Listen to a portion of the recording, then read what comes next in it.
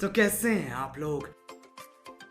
বন্ধুসকল আজি আমি এই ভিডিঅ'ত আপোনালোকৰ লগত আলোচনা কৰিম সচৰাচৰ ফেক্টছৰ বিপৰীতে ইউটিউব জগতখনত বৰ্তমান জীৱন্ত কিংবদন্তিত পৰিণত হোৱা লগতে বিগত কেইটামান দিনত সফলতাৰ ইটোৰ পাছত সিটো ৰেকৰ্ড ভংগ কৰা কেৰী মিনাটি অৰ্থাৎ অজয় নাগৰৰ জীৱন কাহিনীৰ ওপৰত। বন্ধুসকল আজিৰ এই ভিডিঅ'টি বহুতেই ইণ্টাৰেষ্টিং হ'ব কিয়নো মই জনাত এই বিখ্যাত ইউটিউবাৰজনৰ বিষয়ে আজিলৈকে অসমীয়াত কোনো ধৰণৰ ভিডিঅ' বনোৱা হোৱা নাই। বিশেষকৈ তেওঁ 10 বছৰীয়া ইউটিউব জগতখনত কৰা সংগ্ৰামৰ ওপৰত কোনো ধৰণৰ ভিডিঅ' অসমীয়াত আপুনি বিচাৰি নাপাব। গতিকে ভিডিঅ'টো শেষলৈকে নিশ্চয় চাব।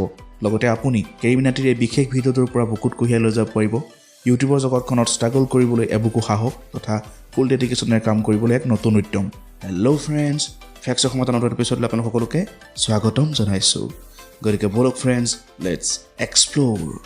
বন্ধুসকল কেৰী অৰ্থাৎ অজয় নাগৰৰ জন্ম হৈছিল 1999 চনৰ 12 জুন তাৰিখে ফৰিদাবাদ চহৰত। তেখেতৰ পৰিয়ালত পিতৃ মাতৃৰ লগতে য়শ নামৰ এজন ককায়েকো আছে। ফৰিদাবাদ চহৰৰ দিল্লী পাব্লিক স্কুলৰ পৰা স্কুলীয়া শিক্ষা আৰম্ভ কৰা কেৰীয়ে স্কুলীয়া শিক্ষাতকৈ বিভিন্ন ধৰণৰ খেল ধেমালিৰ প্ৰতিহে বেছি আগ্ৰহী আছিল আৰু সেয়েহে 11 বছৰ বয়সতে 2010 চনত ইউটিউব জগতত প্ৰথমটো ভৰি পেলাইছিল ষ্টিল্ট ফিয়াৰ্ছ নামৰ এটা ইউটিউব চেনেলৰ জৰিয়তে, য'ত তেওঁ বিভিন্ন ধৰণৰ ফুটবল ট্ৰিক্সৰ লগতে টিউটৰিয়েলছ ভিডিঅ' আপলোড কৰিছিল। সেই সময়ত এইটো কেটেগৰী বহুত বেছি ডিমাণ্ড থকা হেতুকে ইয়াৰ ক্ৰিয়েটৰৰ সংখ্যাও বহুত বেছি আছিল আৰু বয়সতো সৰু, ইউটিউবৰ ইতিহাসতো অনভিজ্ঞ কেৰী অৰ্থাৎ অজয়ৰ ভিডিঅ'বোৰ ইমান বেছি পপুলাৰ হোৱা নাছিল, যাৰ ফলত নেকি 4 বছৰ পাছত কেৰীয়ে নিজৰ দ্বিতীয়টো ইউটিউব চেনেল খোলে এডিক্টেড A1 নামেৰে 30 অক্টোবৰ 2014 চনত, য'ত তেওঁ কাউণ্টাৰ ষ্ট্ৰাইক গেম প্লেত ঋত্বিক ৰোশন আৰু ছানী দেওলৰ ভইচেৰে ফানি কমেণ্ট্ৰি দিয়া আৰম্ভ কৰিছিল। কিন্তু লাহে লাহে কেৰীয়ে উপলব্ধি কৰিলে যে দৰ্শকে তাৰ গেম প্লেবোৰৰ পৰিৱৰ্তে তেখেতৰ ফানি কমেণ্ট্ৰিবোৰৰ প্ৰতিহে বেছিকৈ আকৃষ্ট হৈছে। সেয়েহে সি তেতিয়াই নিজৰ চেনেলৰ নাম এডিক্টেড A1ৰ পৰা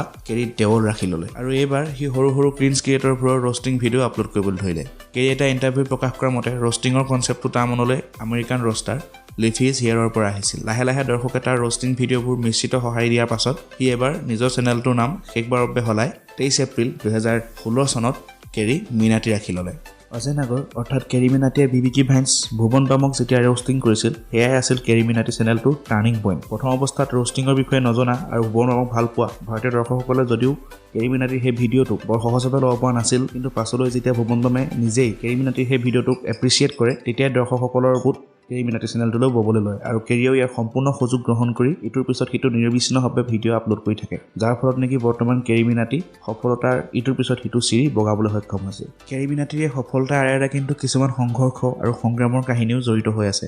উদাহৰণস্বৰূপে কেৰী মিনাটি চেনেলটোত যেতিয়া ছাবস্ক্ৰাইবাৰৰ সংখ্যা প্ৰায় 100K অৰ্থাৎ 1 লাখৰ ওচৰা-ওচৰি হৈছিল তেতিয়াই কেৰী মিনাটিৰ 12ৰ ফাইনেল এক্সাম আহি আছিল আৰু গোটেই বছৰটো ইউটিউবৰ লগত ব্যস্ত হৈ থকা কেৰীয়ে অৱশেষত এক্সামৰ আগে নিজকে তেওঁৰ ৰেগুলাৰ স্কুলৰ পৰা নামটো কটাই আনি অপেন স্কুলত পঢ়িবলৈ সিদ্ধান্ত লয় আৰু সেয়ে হয়তো তেওঁ নিজৰ ভিডিঅ'বোৰত প্ৰায়ে কৈ থাকে तुम्हें अगर ना पता हो तो मैं बार भी फेल हूँ। ইউটিউবৰ লগত জড়িত প্ৰত্যেকজন ব্যক্তিয়ে নিশ্চয় কপিৰাইট ষ্ট্ৰাইকৰ বিষয়ে জানে। 10 আগষ্ট 2016 চনত কেৰী মিনাটি চেনেলটোতো একেলগে তিনিটাকৈ কপিৰাইট ষ্ট্ৰাইক অহাৰ ফলত চেনেলটি বন্ধ হৈ যোৱাৰ উপক্ৰম হৈছিল, কিন্তু কেৰীৰ বুদ্ধিমত্তাৰ বাবে সেই কপিৰাইট ষ্ট্ৰাইকসমূহ উঠাই তেওঁ নিজৰ চেনেলটোক বচাবলৈ সক্ষম হৈছিল আৰু আজি সেই কেৰী মিনাটিয়ে নিজৰ কৰ্মৰ বলেৰে সফলতাৰ ইটোৰ পাছত সিটো চিৰি বগাবলৈ সক্ষম হৈছে। বৰ্তমান সময়ত কেৰীজ লাইভ নামেৰে আন এটা ইউটিউব চেনেলো আছে, য'ত তেওঁ বিভিন্ন ধৰণৰ গেম প্লে ভিডিঅ' আপলোড কৰে আৰু এই চেনেলটোতো প্ৰায় 4 মিলিয়নৰো অধিক ছাবস্ক্ৰাইবাৰ আছে। বন্ধুসকল একেবাৰে শেষত আমি কথা পাতিম কেৰী মিনাটিৰ শেহতীয়া video' YouTube versus TikTok the N নামে খ্যাত সমগ্ৰ বিশ্বত জনপ্ৰিয় হোৱা সেই ভিডিঅ'টোৰ বিষয়ে। ভিডিঅ'টো আপলোড কৰিছিলে 8 মে 2020 চনত অৰ্থাৎ আজিৰ পৰা 5 দিন আগতে আৰু ভিডিঅ'টো আপলোড হোৱাৰ সম্পূৰ্ণ 24 ঘণ্টাৰ ভিতৰত ভিডিঅ'টোত ভিউজ আহিছিল প্ৰায় 30 মিলিয়নৰো অধিক আৰু ভিডিঅ'টোত লাইক গেইন কৰিবলৈ সক্ষম হৈছিল প্ৰায় 7.5 মিলিয়ন আৰু সেই 24 ঘণ্টাত কেৰী মিনাটিৰ সেই চেনেলটোৱে ছাবস্ক্ৰাইবাৰ গেইন কৰিছিল প্ৰায় 2 মিলিয়নৰ অধিক আৰু বৰ্তমান 5 দিনৰ অন্তত ভিডিঅ'টোৱে 66 মিলিয়ন ভিউজ আৰু 10 মিলিয়ন লাইকেৰে সৈতে ভাৰতৰ ভিতৰত সৰ্বাধিক লাইক পোৱা ভিডিঅ' হিচাপে নিজৰ ৰেকৰ্ড গঢ়িবলৈ সক্ষম হৈছে আৰু এই সময়ছোৱাত অৰ্থাৎ 5 দিনত কেৰী মিনাটিয়ে নিজৰ চেনেলত ছাবস্ক্ৰাইবাৰ গেইন কৰিছে প্ৰায় 5 মিলিয়ন অৰ্থাৎ বৰ্তমান কেৰী মিনাটিৰ ছাবস্ক্ৰাইবাৰৰ সংখ্যা প্ৰায় 16 মিলিয়নৰ অধিক। বন্ধুসকল যদি আপোনালোকে ভিডিঅ'টো ইমান সময়লৈকে চাই আছে তেনেহ'লে নিশ্চয় কেৰী মিনাটিৰ এই 10 বছৰীয়া সংগ্ৰামৰ কাহিনী জানি আপোনালোকে নিশ্চয় ইউটিউবত নতুন উদ্যম আৰু ডেডিকেশ্যনৰ সৈতে কাম কৰিবলৈ উৎসাহ তথা সাহস নিশ্চয় পাইছে। আশা কৰোঁ আপোনালোকৰ ইউটিউবৰ জয়যাত্ৰা অব্যাহত থাকক। তাৰে আশা কৰি আমাৰ ভিডিঅ'টো আজি সামৰিম বিখ্যাত কেৰী মিনাটিৰ ষ্টাইলেৰে।